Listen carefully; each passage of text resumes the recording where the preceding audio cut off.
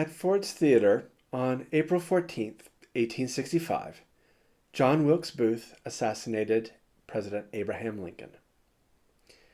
This story was a seminal moment in the history of the United States. Although not as important to the nation, there's another connection between the Lincoln and Booth's families that was nonetheless very important to them. I'm Bob Summers, and this is a presidential story.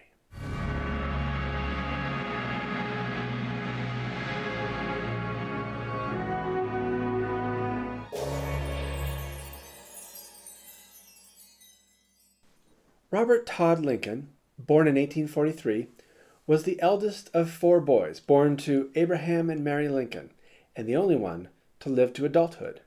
During the Civil War, Robert was attending Harvard before joining the Union Army shortly before the end of the war. John Wilkes Booth, President Lincoln's assassin, had an older brother, Edwin. Edwin, born in 1833, was the second of 3 sons born to Junius Brutus Booth. Both John and Edwin were actors. John was competent, but Edwin was one of the 19th century's greatest Shakespearean actors.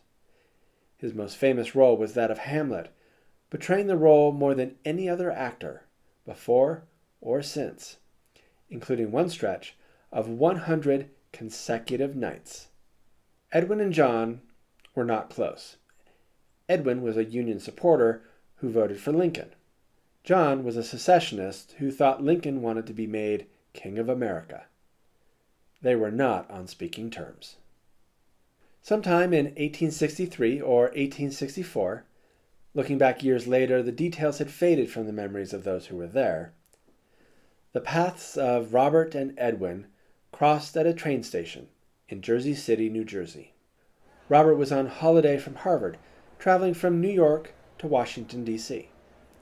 Edwin was on his way to Richmond, Virginia, with his friend, John T. Ford, owner of Ford's Theatre in Washington. What happened next was so bizarre in light of the 1865 assassination at Ford's Theatre that Richard Watson Gilder, editor of the Century magazine, asked Robert if the story was true. Here is how Robert described the incident in a 1909 letter. The incident occurred while a group of passengers were late at night purchasing their sleeping car places from the conductor who stood on the station platform at the entrance of the car. The platform was about the height of the car floor, and there was of course a narrow space between the platform and the car body. There was some crowding, and I happened to be pressed by it against the car body while waiting my turn. In this situation, the train began to move, and by the motion I was twisted off my feet and had dropped somewhat, with feet downward, into the open space, and was personally helpless, when my coat collar was vigorously seized and I was quickly pulled up and out to a secure footing on the platform. Upon turning to thank my rescuer, I saw it was Edwin Booth, whose face was of course well known to me, and I expressed my gratitude to him, and in doing so, called him by name. There is no evidence Robert ever told his parents about the incident. Mary, especially, would not have handled it well after having already lost 2 other sons. In early 1865, Robert was finally allowed to join the Union Army as a member of General Ulysses S. Grant's staff. While a member of Grant's staff, he told the story of being rescued by Booth. Colonel Adam Badeau, hearing the story and knowing Edwin, wrote to his friend complimenting him for performing this good deed. This was the first time Edwin realized whose life he had saved that day. Both men were haunted by the assassination of President Lincoln on April 14, 1865. Robert had been invited to go to Ford's Theatre with his parents on that fateful night, but declined. It is a decision that he regretted. Since he was younger, he would have been seated behind the president. He felt he would have been in a position to stop the assassination had he been there. That night also devastated Edwin.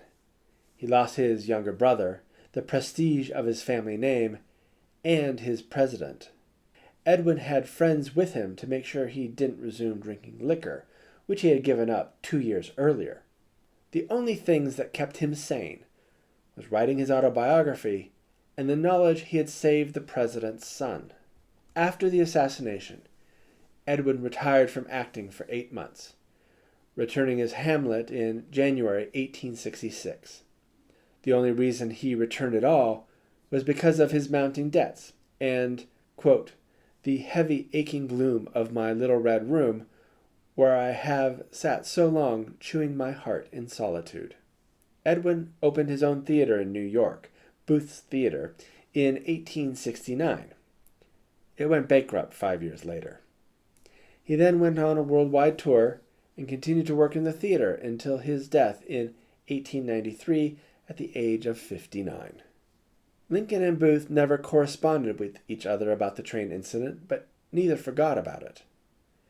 In a 1918 letter, Lincoln wrote, "I never again met Mr. Booth personally, but I have always had most grateful recollection of his prompt action on my behalf."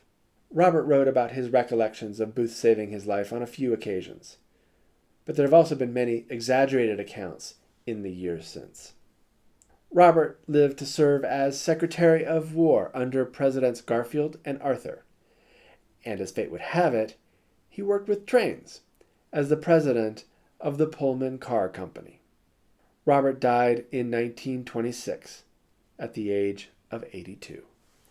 And that's the strange story of how the brother of President Lincoln's assassin saved the life of the president's son. Thanks for watching. If you like this video, please click the like button and subscribe to hear more presidential stories. And please visit POTUS.com for more interesting facts about the presidents.